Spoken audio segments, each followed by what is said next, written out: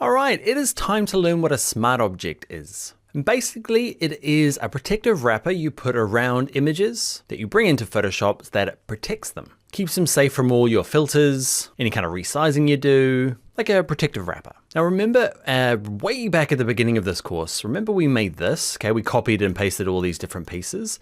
I'm gonna show you what we did wrong in that one, or at least we're gonna level up a little bit so that if you do a job like this again, you'll do it the proper way, or the more professional way. So I'm gonna close this one down. So what I want to do is I've got this one and I copy these three images in. So this one here, move tool, click, hold, drag, drag, drag, holding there, drag, drag, drag. Cool, so the first option, that's perfectly fine. Okay, the number 3, click, hold, drag, drag, drag, holding the mouse down, holding the mouse down, holding the mouse down, let go, and he's perfect as well. But then the last one, he's a lot bigger. Okay, remember this? Click, hold, drag, drag, drag, drag, drag, drag, let go.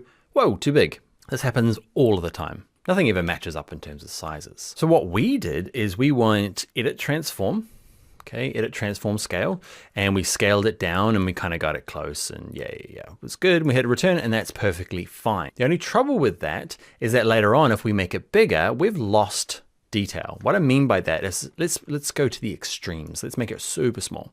Okay, so I'm making it really small here because I want it as a little icon, hit return. It looks fine at that size, but when I say on that same layer there, I'm going to scale you back up.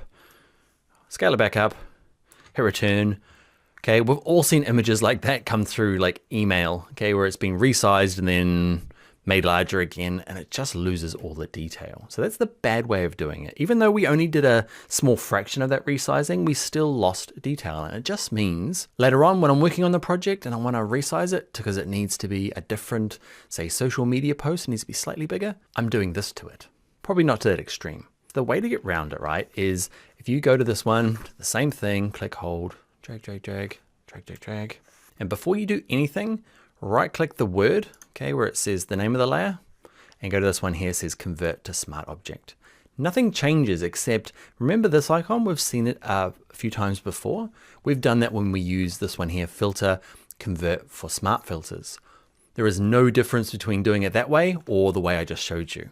This method converts it to a smart object and then we apply a filter, or you can right click it down here and say convert to smart object and then go and apply the filters. Same.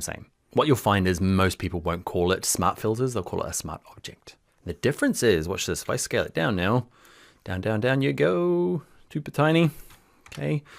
And then I scale it back up again. All that detail is still there, and I can go up to that original kind of size roughly, okay, before, before I start losing any sort of quality. So that's what it is, just a wrapper that goes around it and holds that quality in there. The only trouble is that, say you have got this image and there's like 1,000 of them on this page, this Photoshop file is gonna be super big because inside of all those tiny little icons are going to be the full high-res versions. So just be aware of that. If you wanna remove it, say you're like, oh man, get rid of that smart filter, right click it, and there's this one in here called rasterize layer. Rasterizing means I'm going to remove the wrapper and turn it back into regular old pixels. But I'm going to use this crazy Rastafarian word. Rasterize. And now if I scale it back up, it's going to look bad. So I'm going to undo again. Okay, I'm using the shortcut. You can go edit, step backwards. Okay, I'm back to it's a smart object. A few things to understand about smart objects is that there's a few things, not many, that you can't do with them, that you can do with a rasterized layer or just the regular layer.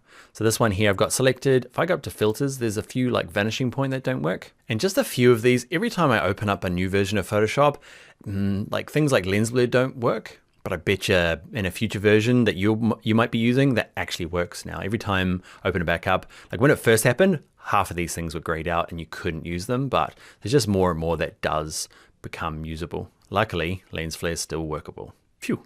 All right, there's one other part to a smart object. So using images, basically anytime you bring in an image and you need to resize it, bigger or smaller, just convert it into a smart object. And the other side of this is when we're dealing with vector objects.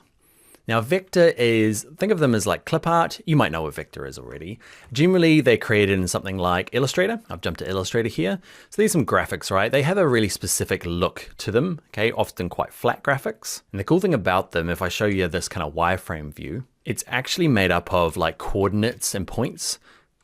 So if I click on this guy here, Okay, it's actually mathematical equations that make this thing happen. So the cool thing about that is that it's super scalable. I could scale this up to the size of a mountain. My poor computer would have a bit of a trouble with it, but eventually it would render out this ginormous mountain size shoe because it's just math, right? The computer loves math. Whereas over here in Photoshop, it's dealing with pixels. Okay, there's no math going on here. It's just a collection of cubes. Okay, so if I scale it up, it goes that kind of goopy look. So that's the perks of vector.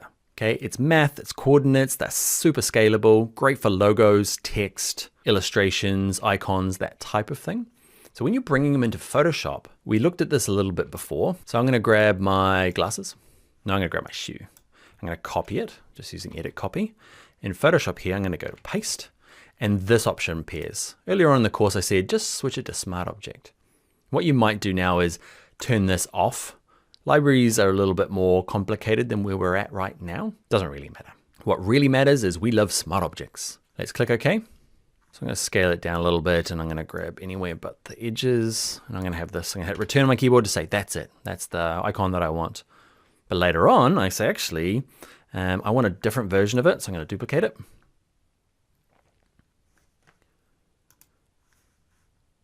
I should name it.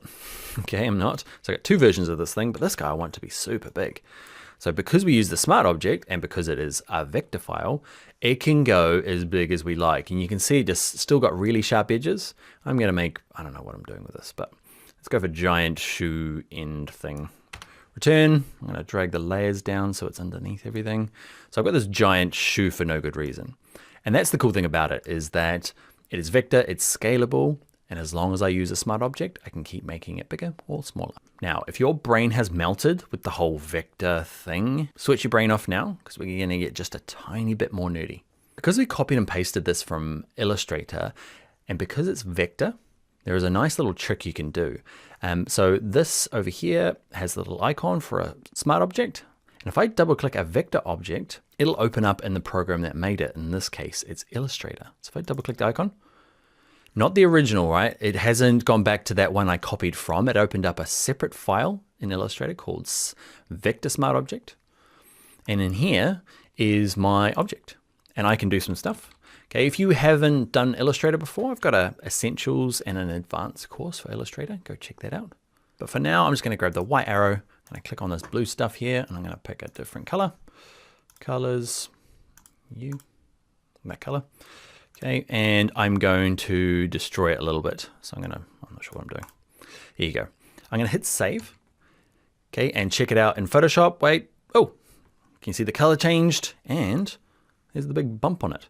So it's really handy if you are still kind of working through, you've got both programs open, you're copying and pasting, you need to adjust it, or, because the nice thing about it is that, see the big version changed, but even the teeny tiny version changed, they're all connected.